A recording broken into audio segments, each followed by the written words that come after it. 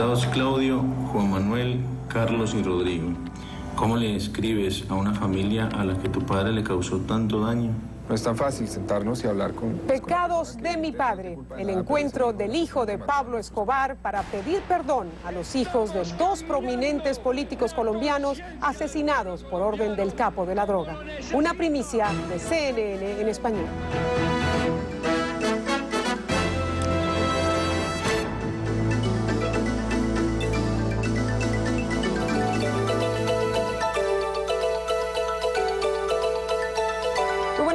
Bienvenidos a este programa especial de CNN en español. Por primera vez hablan juntos ante un medio de comunicación. Se trata de Sebastián Marroquín, el hijo de Pablo Escobar, el temido jefe del cartel de Medellín. Marroquín, quien asumió una nueva identidad y vive una vida de bajo perfil en Argentina, rompió su silencio de 16 años para pedir perdón en nombre de su padre y mirar cara a cara al hijo de Rodrigo Lara Bonilla, el exministro de Justicia de Colombia, quien fue el primero en denunciar públicamente los negocios de tráfico de drogas con los que Pablo Escobar amasó una fortuna de miles de millones de dólares. Y también mirar cara a cara a los hijos del ex candidato presidencial colombiano, Luis Carlos Galán, quien había prometido una lucha frontal contra el narcotráfico de llegar a la presidencia de Colombia. Ambos políticos fueron asesinados por orden de Pablo Escobar. Rodrigo Lara, Juan Manuel, Carlos Fernando y Claudio Galán lograron reunirse con Sebastián Marroquín gracias al cineasta argentino Nicolás Entel para realizar un documental alrededor de este inusual encuentro.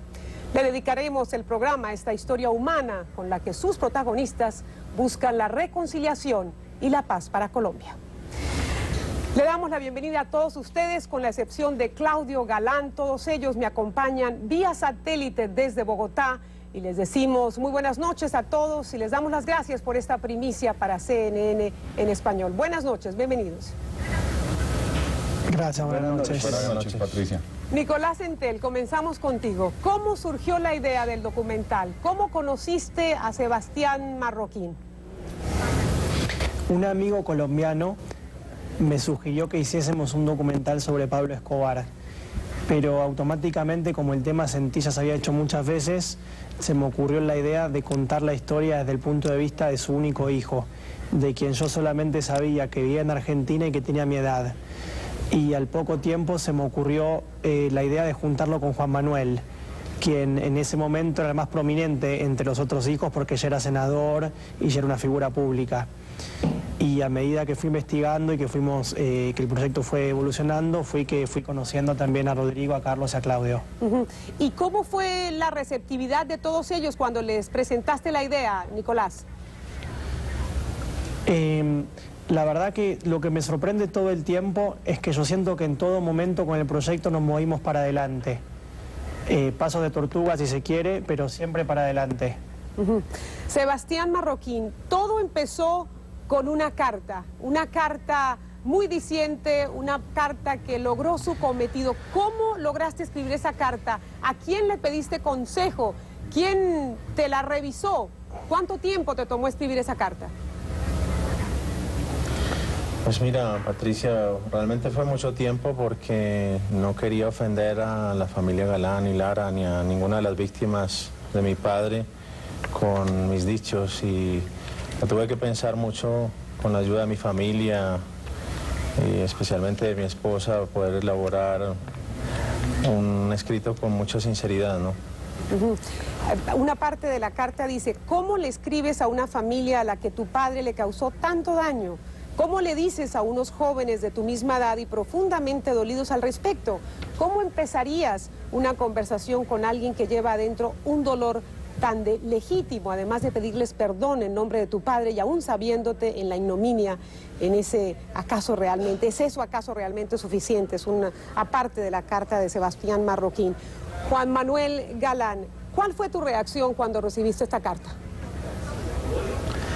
Bueno, la reacción fue colectiva con mis hermanos porque todo este proceso lo hemos llevado en colectivo, hemos hablado todos nosotros tres, hemos tomado todas las decisiones juntos y pues fue una carta que realmente nos conmovió, nos pareció que era sincera, que era franca, que era transparente, que era de una persona que estaba expresando realmente lo que sentía y que era genuino su deseo de buscar la paz, de tener un gesto de reconciliación con el país, con Colombia, con nosotros, y de esa manera y con ese ánimo la recibimos mis hermanos Claudio, Carlos Fernando y yo.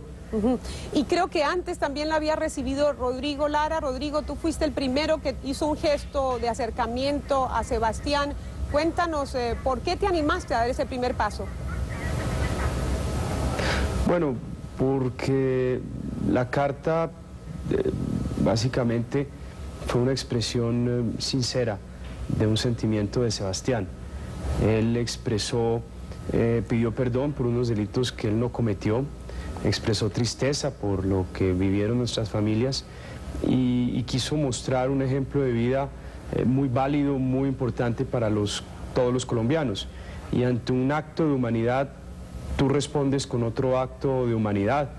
Y así quisimos, pues también consultado con mis dos hermanos y mi mamá, responderle a ese gesto de Sebastián. Hay un momento en el documental que tú hablas de vengar la muerte de tu padre, Rodrigo. Tan pronto obviamente te enteraste y viviste. ¿En qué momento de tu vida dejaste atrás ese deseo, Rodrigo? Por supuesto, cuando yo era muy niño cuando asesinan a mi papá. Yo tenía 8 años y la reacción que generalmente sentimos cuando nos ocurre una tragedia de esta naturaleza es de profundo dolor, de ira, de rabia. Y yo creo que en este país que ha vivido ciclos de violencia constantes, por lo menos en los últimos 30 años, en esta última ola de violencia, mucha gente pasa por esas etapas. Y pues nosotros, habiendo vivido ese dolor hace 25 años, teniendo el tiempo de procesar, de racionalizar mucho de ese dolor, pues creímos que era válido enviarle un mensaje a los colombianos para romper los círculos de violencia, para buscar la reconciliación y no ver en el hijo de quien nos ha causado daño a un enemigo. Carlos Fernando Galán, ¿ustedes en familia también como hermanos sintieron ese deseo cuando murió Luis Carlos Galán de vengar, de algún día tener enfrente al asesino de tu padre? Tal vez vengar no, nosotros siempre consideramos que teníamos que buscar que se hiciera justicia, que se conociera la verdad alrededor de la muerte de mi papá y que solo un perdón podía venir construido sobre la base de un proceso de justicia, de verdad y de reparación.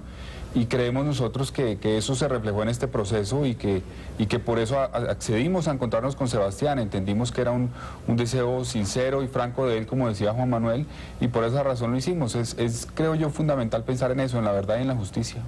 Vamos a ver un anticipo del documental Pecados de mi padre. Lo que yo aprendí de todo esto, aprendí muchas cosas muy lindas de mi papá, pero lo que aprendí es que tengo que hacer exactamente lo opuesto a lo que dijo mi papá si quiero vivir. Esa es mi lección. Siempre he asegurado que mi dinero no tiene vínculos con el narcotráfico.